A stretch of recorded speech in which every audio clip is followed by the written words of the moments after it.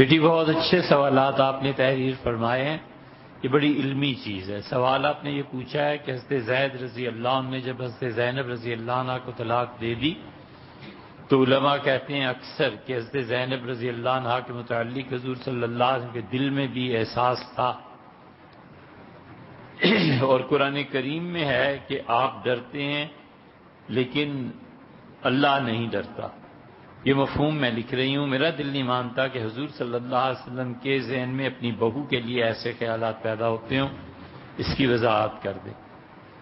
امید ہے آپ میرا سوال سمجھ گئے ہوں گے۔ دیکھیں بیٹی، اس بیک گراؤنڈ کو دیکھیے جب یہ واقعہ پیش آیا۔ واقعہ یہ پیش آیا کہ اللہ تعالی نے صرف اپنی توحید ہی پہ زور نہیں دیا، اگرچہ قرآن بھرا پڑا ہے خدا کی توحید سے۔ اللہ تعالی نے اس قوم کی رسومات پر بھی تنقید فرمائی، بتایا کہ یہ غلط ہے، یہ غلط ہے، یہ رسم چھوڑ دو، یہ رسم چھوڑ دو۔ مثلا سورہ نام دیکھیں تو بہت وضاحت سے مل جائے گا۔ یہ عرب جو تھے ان کے مختلف تصورات تھے، اور ان تصورات پہ خدا نے شدید تنقید فرمائی ہے۔ مثلا ان کا ایک ایسا ہی تصور جس پہ تنقید نہیں لیکن عربوں کے محاورے میں بولا جاتا تھا کہ فلاں شخص کو گنجا سانپ کاٹے گا۔ یہ گنجے سانپ کے کاٹنے کی اصطلاح خود حضرت رسالت مآب صلی اللہ علیہ وسلم نے بھی استعمال فرمائی ہے، کہا جو زکوٰۃ نہیں دے گا اسے گنجا سانپ کاٹے گا۔ گنجا سانپ کیا ہوتا تھا؟ جیسے دیہات میں، گاؤں میں، قوموں میں روایتیں مشہور ہوتی ہیں جس کی کوئی اصل نہیں ہوتی، وہ کہتے تھے کہ وہ سانپ جو 1000 سال تک جیے اور پھر اس کے سر پہ بال اگائیں، پھر اگلے 1000 سال جیے اور پھر اس کے بال گر جائیں، تو 2000 سال جس سانپ کی عمر ہو جائے اسے گنجا سانپ کہتے ہیں۔ ظاہر ہے سب جھوٹ ہے، لیکن قوم میں ایک محاورہ چل پڑا سو چل پڑا۔ اسی طرح ان عربوں کی رسومات تھیں کہ اس جانور کا دودھ عورتیں نہیں پئیں گی، اس جانور کا دودھ مرد نہیں پئیں گے، اس طرح جانور حلال ہے۔ اللہ نے فرمایا کہ قل اللہ، تم اللہ پر حکم باندھتے ہو، ذکرین، اور جو مرد ہیں ان کے لیے امل انثیین، یا عورتوں کے لیے یہ جانور حلال ہیں یہ جانور حرام ہیں۔ تفترون علی اللہ الکذب، تم اللہ پر جھوٹ تہمت باندھتے ہو، تم کہتے ہو اللہ نے یہ حکم دیا۔ عربوں کے ان رسومات کو توڑنا تھا، ان بدعات کو رد کرنا تھا اللہ نے۔ ان کا مشہور تھا کہ غلہ جب بھی آئے تو 2 حصے کرو، ایک حصہ بتوں کے لیے، ایک اپنے لیے، ایک اللہ، 3 حصے کر دو، ایک اپنے لیے، ایک اللہ کے لیے، ایک بتوں کے لیے۔ تو وہ کہتے تھے کہ اگر خدا کا حصہ کم ہو جائے تو کوئی پرواہ نہیں، بتوں کا حصہ کم نہیں ہونا چاہیے۔ اللہ تعالیٰ نے اس پہ شدید نکیر فرمائی، اور اللہ نے کہا کہ تم اللہ کے حق کو مارتے ہو۔ ایک جگہ اسی طرح کی اور چیزوں کی تقسیم میں فرمایا ہے تلک اذن قسمۃ ضیزا، یہ بہت ہی بھونڈی تقسیم ہے، بہت ہی بری تقسیم ہے۔ ان عربوں میں اسی طرح یہ چیزیں چلی ہوئی تھیں۔ ان میں سے ایک یہ تھا کہ یہ اپنے منہ بولے بیٹے کو اپنے اصل بیٹے سے زیادہ ترجیح دیتے تھے۔ منہ بولا بیٹا وراثت میں حصہ پاتا تھا، اصل بیٹا نہیں پاتا تھا، اور منہ بولا بیٹا اس کی بیوی اپنی حقیقی بہو سے زیادہ اسے قریب سمجھتے تھے، اور بہو جو منہ بولی ہے، جو حقیقی نہیں ہے، اس سے شادی کرنا ان کے نزدیک تو قتل و غارت گری تھا۔ بیت اللہ کو توڑ کر دوبارہ تعمیر کرنا ان کے نزدیک روا ہی نہیں تھا۔ 20 جاہلیت کی رسوم میں گھرے ہوئے تھے۔ اللہ ان رسومات کو توڑنا چاہتے تھے۔ بلوغ العرب آلوسی نے کتاب لکھی ہے، جو صاحب روح المعانی رحمۃ اللہ ان کے پوتے آلوسی نے لکھی ہے، بڑی زبردست کتاب، پڑھنے کے قابل۔ انہوں نے ان سب عربوں کی چیزیں بتائی ہیں کہ یہ کیا کیا کرتوت کرتے تھے۔ اب جب مکہ مکرمہ کی فتح سے پہلے مدینہ منورہ میں حضور اقدس صلی اللہ علیہ وسلم کی حکومت قائم ہو گئی، خلافت بعد میں جو جس بنیاد پہ بنی ہے، تو اللہ تعالی نے یہ چاہا کہ ان رسومات پر ضرب لگائی جائے۔ اللہ تعالی نے فرمایا کہ ما جعل اللہ نے ایسے نہیں کیا کہ قلبین فی جوفہ، کسی آدمی کے سینے میں دو دل پیدا کر دیے، اور یہ بھی نہیں ہوا، اللہ نے ایسے نہیں کیا کہ منہ بولے بیٹے کو حقیقی بیٹا قرار دیا جائے۔ ہوا یہ کہ ام المومنین حضرت خدیجہ رضی اللہ عنہا کی جب شادی کا موقع آیا تو انہوں نے اپنے پھوپھیزاد بھائی حضرت حکیم ابن حزام رضی اللہ عنہ سے کہا کہ میں اپنے شوہر کو محمد صلی اللہ علیہ وسلم کو کوئی تحفہ دینا چاہتی ہوں۔ وہ گئے مارکیٹ میں اور ایک بچے کو خریدا جو یمنی تھا اصل میں، اور ڈاکوؤں نے آ کے یہاں پر فروخت کر دیا تھا۔ وہ تھے حضرت زید رضی اللہ عنہ۔ زید کو پیش کیا ام المومنین رضی اللہ عنہا نے کہ میری طرف سے تحفہ ہے، یہ بچہ آپ کی خدمت کرے گا، آپ رکھیں۔ تو مشہور یہ ہو گیا کہ زید ابن محمد ہیں، یہ پورے عرب یہی کہتے تھے۔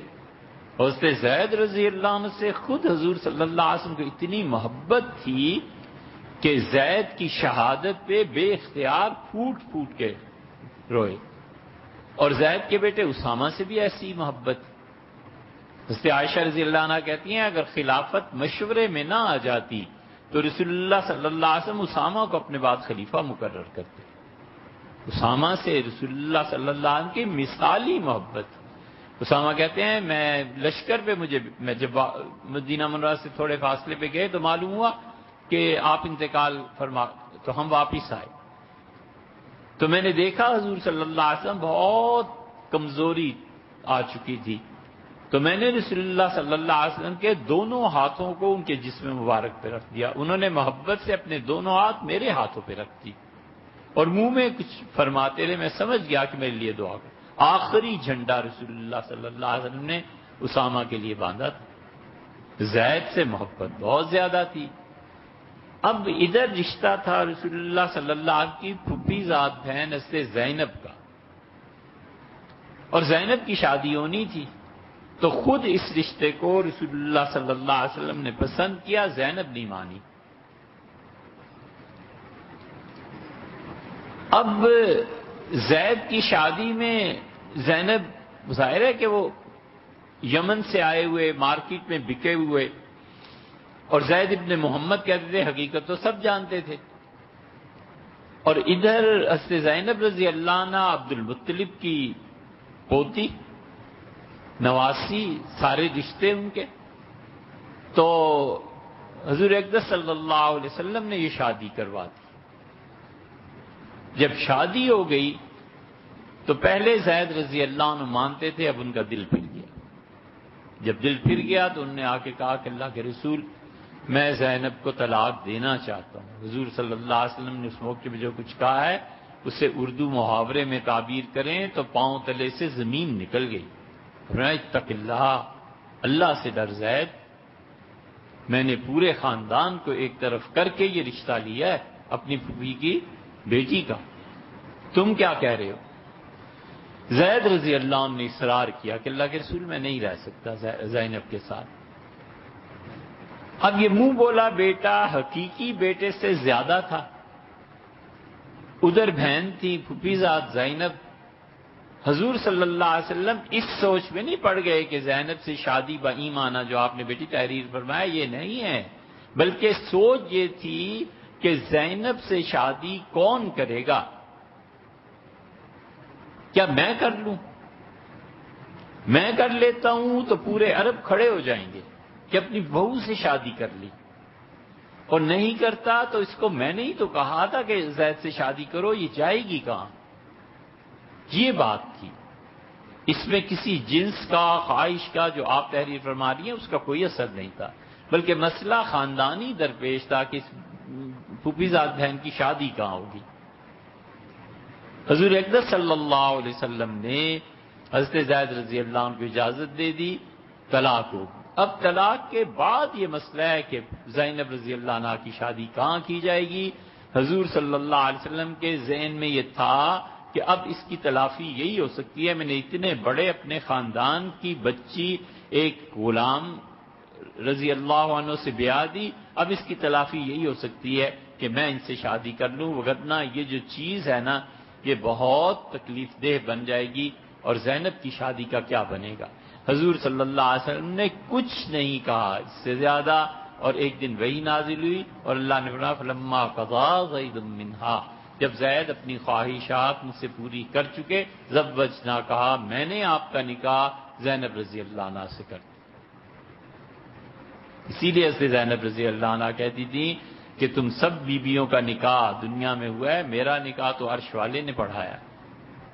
اللہ نے کہا زوجنا کہا ہم نے آپ کی شادی کر دی، لکی لا یکون للمؤمنین، تاکہ آپ کے بعد اگر کبھی ایسا واقعہ آپ کی امت میں پیش آ جاتا ہے اور اپنے منہ بولے بیٹے کی بیوی سے شادی کرنی پڑتی ہے تو کوئی پابندی نہ رہے۔ اور زید ابن محمد کا دوسرا مسئلہ کر دیا، اللہ نے کہا کہ بیٹا اسی کا ہے جس سے وہ پیدا ہوا ہے۔ یہ ٹھیک نہیں ہے کہ تم کسی بھی آدمی کو اس کے اصل نسب کے علاوہ پکارو۔ ما کان محمد نبا احد من رجالکم، محمد صلی اللہ علیہ وسلم تم میں سے کسی کے باپ نہیں ہے، کسی لڑکے کے۔ تو جب یہ آیت نازل ہوئی تو کل تک جو کہہ رہے تھے زید ابن محمد، آج وہ مجبور ہوئے کہ زید رضی اللہ عنہ کے اصل والد حارثہ کا نام ہے۔ زید رضی اللہ عنہ کے لیے یہ بہت بڑا شوق تھا، دکھ تھا، غم تھا کہ کہاں میں حضور صلی اللہ علیہ وسلم کا بیٹا کہا جاتا تھا اور کہاں میرے اصل والد یمنی، ان کے ساتھ میری نسبت جوڑی جا رہی ہے۔ اللہ نے اس کی تلافی کر دی، ان کا دل رکھا، اور زید رضی اللہ عنہ کا شرف ہے کہ خدا نے صرف اور صرف اپنی کتاب میں صحابہ رضی اللہ عنہ سے ایک کا نام لیا ہے، اور زید کا فلما قضا زید منہا، جب زید اپنی خواہش پوری کر چکے، زید کا نام قیامت تک لوگ پڑھیں گے اور قیامت تک لوگوں کو ہر حرف کے بدلے 10 نیکیوں کا ثواب ملے گا۔ وہ جو تلافی کرنی تھی وہ ادھر سے ہوگی۔ تو اس سے حضور صلی اللہ علیہ وسلم کے ذہن میں ایسی کوئی بات نہیں تھی، خاندان میں مسئلہ تھا، اور اس زینب رضی اللہ عنہا کے نکاح کا مسئلہ تھا۔ آپ نے اچھا سوال کیا اور آپ نے اچھی بات تحریر فرمائی۔